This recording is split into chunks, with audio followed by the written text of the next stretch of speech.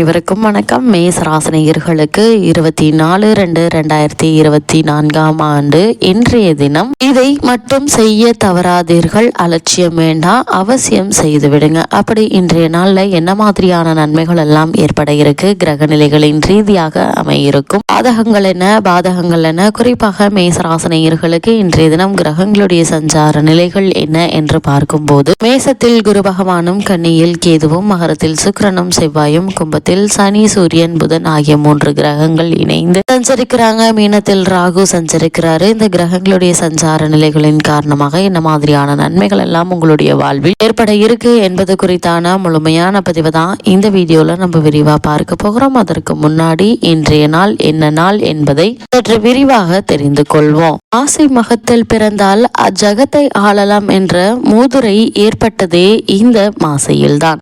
மகத்தில் ஸ்ரீ மகாவிஷ்ணு அவதரித்ததனால்தான் இந்த மூதுரையே ஏற்பட்டது. இந்த மாதத்தை தான் மாங்கல்ய மாதம் என அழைத்து புது தாலிச்சரடு அணிந்து அம்பிகையை குங்குமத்தால் அர்ச்சிக தீர்த்த சுமங்கலியாக வாழ்வார்கள் மனதம்பதியினர். கல்வி கேள்விகளில் சிறந்து விளங்க ஸ்ரீ சரஸ்வதி தேவியையும் ஸ்ரீ ஹைகிரீவரையும் இந்த மாதத்தில் பூஜிக்க கல்வி அறிவில் சிறந்து விளங்குவார்கள். அது மட்டுமில்லாமல் இந்த மாசி மகமான இன்றைய தினத்துல திருக்கோவில்களில் உள்ள உற்சவ மூர்த்திகளை நதிநன் நீரில் நீராட்டுவர். புனித நதிகளில் நீராடினாலோ அல்லது தங்கள் வீட்டில் குளிக்கும் போது கங்கை, யமுனை, காவேரி, சரஸ்வதி, நர்மதை, துங்கபத்திரை, கருடகங்கா, திரிவேணி சங்கமம், மந்தாகினி, தாமிரபரணி, கர்ணப்பிரயாகை, ருத்ரப்பிரயாகை ஆகிய புண்ணிய நதி தீர்த்தங்களை மனதால் நினைத்து நீராடினாலோ அல்லது மாசிமக வைபவங்களை படித்தாலோ மிக பெரும் புண்ணிய பலனை அடைவீர்கள். இம்மாதத்தில் நீர்நிலைகளில் புதிய நீரூற்றுகள் உண்டாகி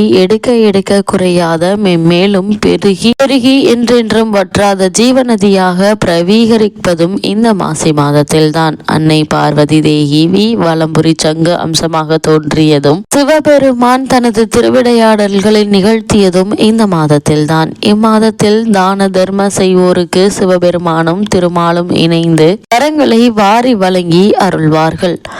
பாதங்களை செய்து அதனால் உண்டாகும் பிரம்மஹத்தி தோஷங்களை போக்கடிக்கும் 2 ஏகாதசி விரதங்களும் வருவது இந்த மாதத்தில்தான். காரடையான் நோன்பு, சாவித்திரி விரதமும் வருவது இம்மாதத்தில்தான். எந்திர தந்திரங்களும் மந்திர உபதேசங்கள் பெறவும் சால சிறந்த மாதம் இந்த மாசி மாதம்தான். குலசேகர ஆழ்வார் அவதரித்த மாதமும் இதுதான். தானத்தில் சிறந்த அன்னதானத்தின் பெருமைகளை சொல்வதும் இந்த மாதம்தான். சுவாமி மலையில் தன் தகப்பனுக்கு பாடம் சொன்ன சுப்பையனுடைய அதாவது ஸ்ரீ முருகப்பெருமானின் வைபவமும் இந்த மாசி மாதத்தில் தான்.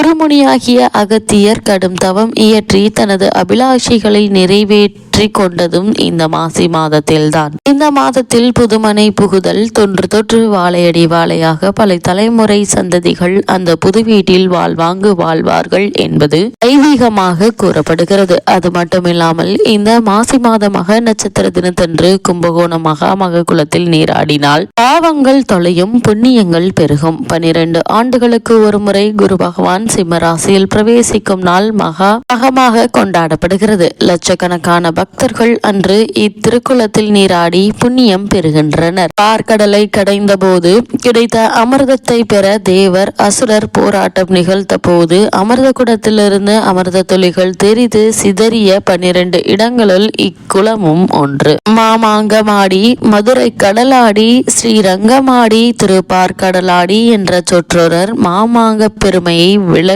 விளக்க வல்லது. கங்கை, யமுனை, சரஸ்வதி, நர்மதா, காவேரி, சிந்து, கோதாவரி, யசுரா, சரயு, தாமிரபரணி ஆகிய புண்ணிய நதிகளுள் 9 கன்னிகளாக உருமாறி பக்தர்கள் தங்களிடம் விட்டு சென்ற பாவங்களை இந்த மகாமக குலத்தில் நீராடி கழித்து குலைக்கரையிலேயே ஆலயமும் கொண்டிருக்கின்றனர். அமிர்த குடத்தை கும்பேஸ்வரராக மாற்றிய ஈசன் கிராதமூர்த்தியாக கும்பேஸ்வரர் ஆலயத்தில் அருள்கிறார். சுதை மூர்த்தியாக இவருக்கு விசேஷ நாட்களில் தங்க கவசம் சாத்தப்படுகிறது. நவக்கன்னியரும் இந்த குளத்தில் நீராடியதால் கன்னியர் தீர்த்தம் என்ற பெயராலும் இத்திருக்குளம் அழைக்கப்படுகிறது.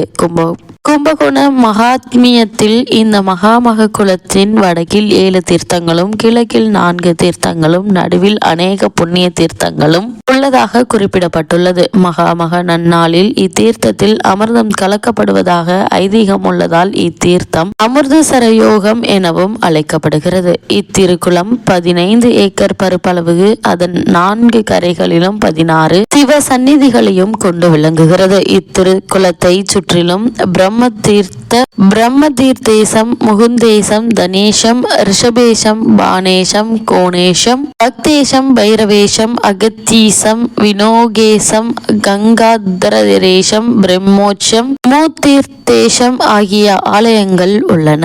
மாசி மகத்தன்று இத்திருக்குளக்கரையில் உள்ள வீரபத்திரனுடைய ஆலயத்திற்கு கும்பேஸ்வரர் எழுந்தருளுவார். அப்போது வீரபத்திரரே அவருக்கு பூஜை செய்வதாக ஐதீகமும் உண்டு. அர்ச்சகர் வீரபத்திரர் பிரதிநிதியாக பூஜை செய்கிறார். நவநதிகளான நவகன்னியருக்கு காவலாக இவர் இருப்பதால் கங்கை வீரபத்திரர் என இவர் வணங்கப்படுகிறார். இத்திருக்குள மேல்கரையிலிருந்து 4 கிலோமீட்டர் தொலைவில் உள்ள பிரம்மஞானபுரீஸ்வரர் ஆலயம் அவிட்ட நட்சத்திர பரிகார தலமாக போற்றப்படுகிறது. இத்தலத்தில் அருகிலும் இரட்டை நதிகளுக்கு முந்திரி பருப்பு, நிலக்கடலை இரண்டையும் சேர்த்து மாலை கட்டி அணிவித்து பிரார்த்தனை செய்தால் நினைத்தது நிறைவேறுகிறது. கிருஷ்ணதேவராயர் இத்திருக்குளத்தில் நீராடியதாக செங்கல்பட்டு மாவட்டம் நாகலாபுரம் வேதாரண்ய சுவாமி ஆலய கல்வெட்டில் காணப்படுகிறது. மாசி மக தினத்தன்று இத்திருக்குளத்தில் நீராடி விரதமிருந்து எளியவர்களுக்கு அன்னதானம் செய்தால் ஆண் வாரிசு பிறக்கும் என்பது நம்பிக்கை. மாசி மகத்தன்று இங்கு நீராடி 9 சுமங்கலி பெண்களுக்கு மங்கள பொருட்களை தானம் செய்தால் நவ கன்னியருடைய அருளால் சகல சௌபாக்கியமும் கிடைக்கும். மகாமகம் முடிந்து 48 நாட்கள் வரை இக்குளத்தில் நீராடினால் மகாமகஸ்தான பலன் கிடைக்கும் என்பது நம்பிக்கையும் ஐதீகமாக கூறப்படுகிறது.